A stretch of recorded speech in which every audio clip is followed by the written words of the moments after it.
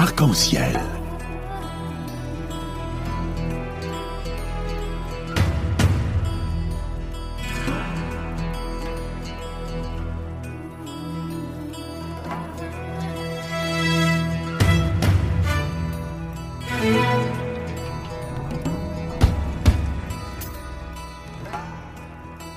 Arc-en-ciel, chaque dimanche, actualité, culture, économie, société et animation festive. Avec Abdelatif Arc-en-ciel, la chronique.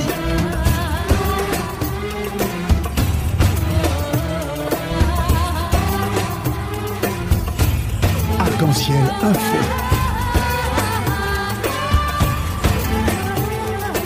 Mesdames et messieurs, retour au direct. Et comme ça a été annoncé, nous sommes heureux d'être en ligne avec le colonel Alain Corvez. Bonjour, colonel.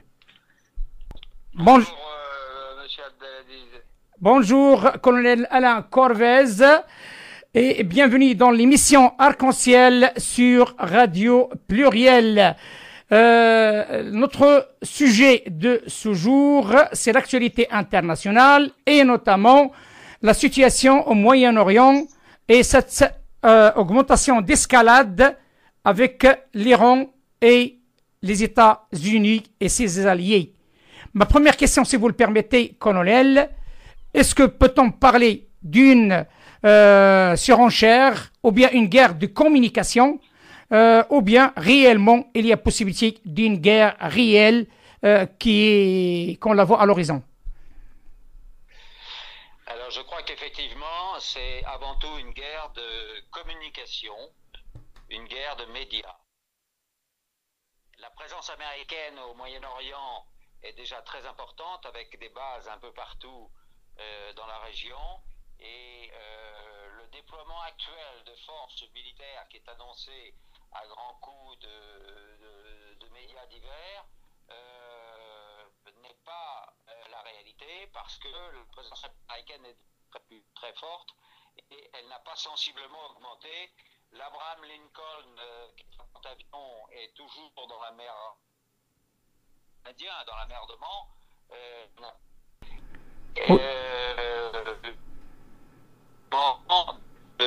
Préparation d'une guerre. Donc je pense que c'est de la communication.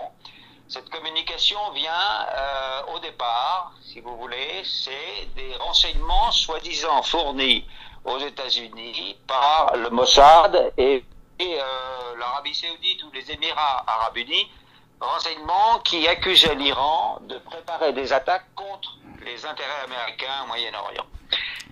Vous comprenez? C'est à partir de ces renseignements que on a vu se déployer tout un tas d'annonces disant que les États-Unis se préparaient à la guerre avec l'Iran. Alors, moi, je vous dis, en tant que géopoliticien, je suis convaincu qu'il n'y aura pas de guerre, que les États-Unis ne déclencheront pas de guerre contre l'Iran, et l'Iran ne déclenchera pas de guerre contre les États-Unis, car ni l'un ni l'autre n'ont intérêt à cette guerre. L'Iran n'a pas la bombe atomique, mais il a des moyens de nuire aux États-Unis qui sont suffisants pour exercer une dissuasion contre toute attaque contre ses intérêts, une attaque militaire. Colonel, et derrière, si vous permettez, je termine juste. Je vous prie. Une autre question. Je vous prie. Derrière tout ça, il y a la volonté d'Israël et des monarchies du Golfe, Émirats Arabes Unis et Algérie surtout, et Arabie Saoudite, pardon, qui veulent pousser les États-Unis à la guerre, parce que eux estiment que l'Iran, par son influence grandissante dans la région, est une menace pour eux-mêmes. Mais ces pays ne comptent pas véritablement. Vous savez bien que les États-Unis, et Donald Trump le premier a déjà dit, mais ces pays de la péninsule arabique, ils ne sont là et ils n'existent que parce que nous le voulons bien. Si nous arrêtons de les soutenir, du jour au lendemain, ils disparaissent. Donc, il y a pour Israël, c'est une autre raison. Mais le résultat de ces menaces de guerre, qui à mon avis ne sont pas des réalités, viennent d'Israël et de ces monarchies du Golfe, Israël ayant intérêt pour d'autres raisons, et ayant des soutiens au sein même de l'administration américaine à Washington. Mais il y a quelques observateurs, colonels, qui parlent d'une guerre par procuration. Et je ne sais pas si vous êtes au courant ou pas, d'après le renseignement qu'on a pu avoir, certainement il va y avoir ce qu'on appelle un sommet arabe d'ici peu. Est-ce que s'agit-il d'une guerre par procuration sans que les États-Unis ou même Israël ou d'autres alliés mettent la main et sera un consensus arabe derrière ces deux pays, l'Arabie Saoudite et les Émirats Arabes Unis contre l'Iran? Est-ce que cette possibilité est éventuellement réalisable? Non, je ne pense pas. Bien entendu, les Émirats Arabes Unis et l'Arabie Saoudite vont déployer leurs moyens d'influence qui sont essentiellement des moyens financiers. Vous savez qu'ils essaient d'appeler l'Égypte en la payant pour qu'elle participe à leur action. Mais pour le moment, malgré les dollars promis, l'Égypte n'a pas rallié leur coalition. Et non seulement ça, mais il y a des indications très claires, des indications, des annonces officielles que différents pays se retirent de la coalition américaine. L'Espagne, je crois, qui a retiré un bâtiment de guerre qui participait à la coalition américaine dans la région. Il y a des indications que d'autres pays ne sont pas d'accord pour ces pousses au crime, ces pousses à la guerre qui existent. Le président Donald Trump a fait une déclaration récente très importante et qui explique tout. Un journaliste lui disait, mais le New York Times dit que vous avez préparé 120 000 hommes pour aller au Moyen-Orient pour attaquer l'Iran. Qu'est-ce qu'il en est? Donald Trump a répondu, le New York Times a écrit que on prépare 120 000 hommes pour aller au Moyen-Orient. Eh bien ça, c'est une fake news, c'est une fausse nouvelle. Et ça veut dire que le New York Times diffuse des fausses nouvelles. Il n'est pas question de ça. Donc, vous voyez bien, il y a des gens comme Bolton et peut-être Pompeo qui poussent à suivre les injonctions, notamment d'Israël et des monarchies du Golfe, mais ils sont les seuls, et Trump n'est pas fou. Trump sait bien qu'une guerre serait une catastrophe autant pour les États-Unis que pour l'Iran, en doute plus pour l'Iran, mais suffisamment catastrophique également pour les États-Unis pour ne pas se lancer dans une guerre. Et donc, certains parlent même de dire, ajoutent même que peut-être Trump pourrait se séparer de Bolton parce que c'est vraiment un fou de guerre et que il pourrait mettre les États-Unis et Donald Trump dans une situation délicate avec ses décisions. Car je crois que c'est Bolton qui était à l'origine de cette information disant que un conseil de défense avait décidé de préparer 120 000 hommes pour aller dans le Golfe. Mais donc, Donald Trump a dit, il n'en est pas question, et je pense que c'est la ligne qui sera suivie par les États-Unis d'Amérique. Selon vous, colonel, quelle est la position de la Russie et de la Chine dans ce conflit? La Chine et la Russie ont dit dès le départ qu'ils étaient un allié de l'Iran et qu'une attaque contre l'Iran, ils considéreraient que c'est une attaque contre eux-mêmes. Donc, l'Iran n'est pas seul pour se faire face aux États-Unis.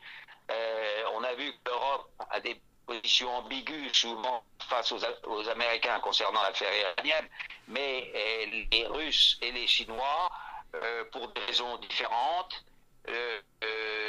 sont prêts à soutenir l'Iran. Je ne dis pas que la Chine et la Russie iraient jusqu'à la guerre eux-mêmes, mais si une guerre était par les États-Unis ou par Israël ou par les États du Golfe, il est certain que la Russie et la Chine utiliseraient tout leur pouvoir, leur puissance militaire également, pour empêcher le développement d'une guerre majeure, car ça n'est pas dans leur intérêt.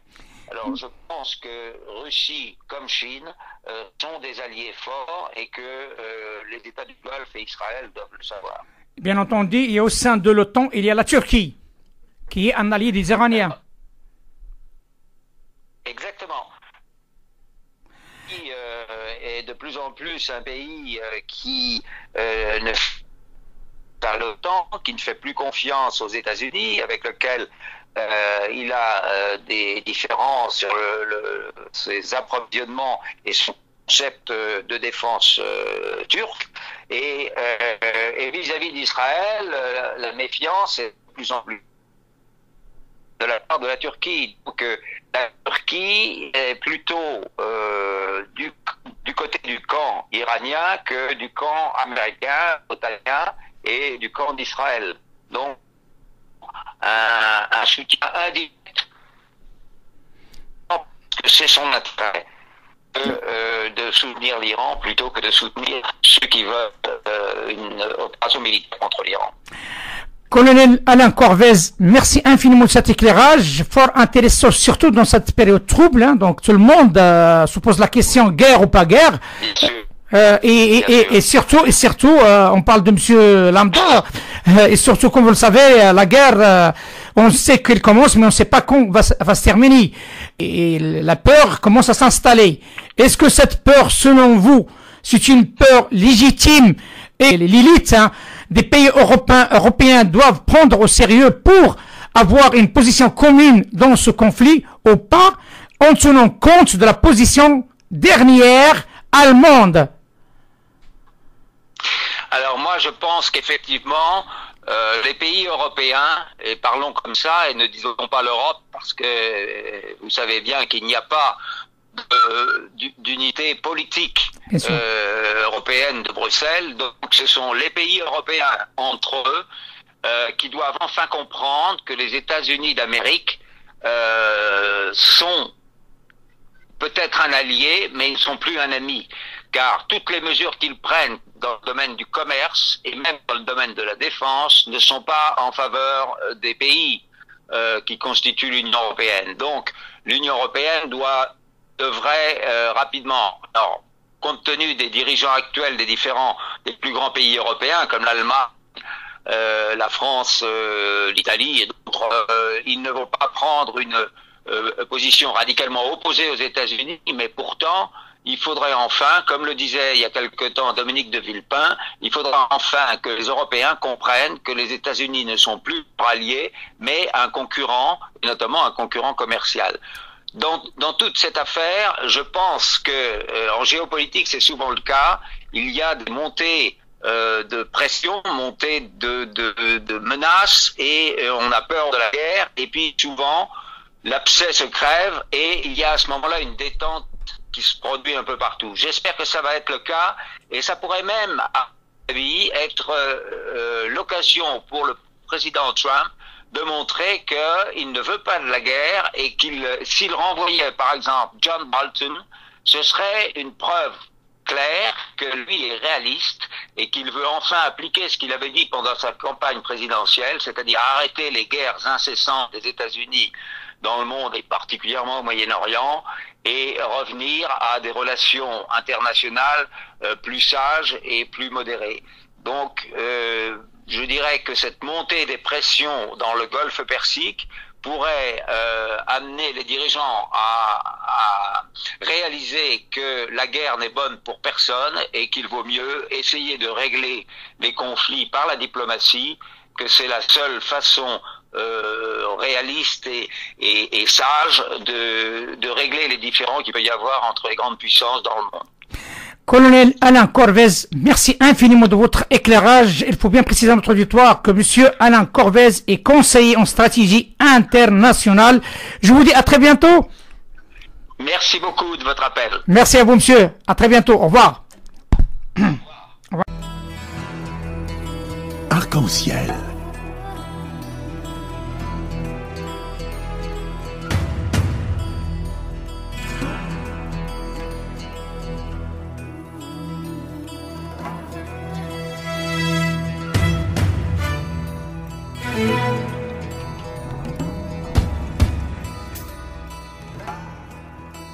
Arc-en-ciel, chaque dimanche, actualité, culture, économie, société et animation festive.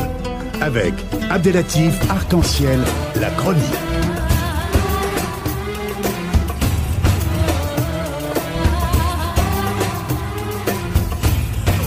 Arc-en-ciel info.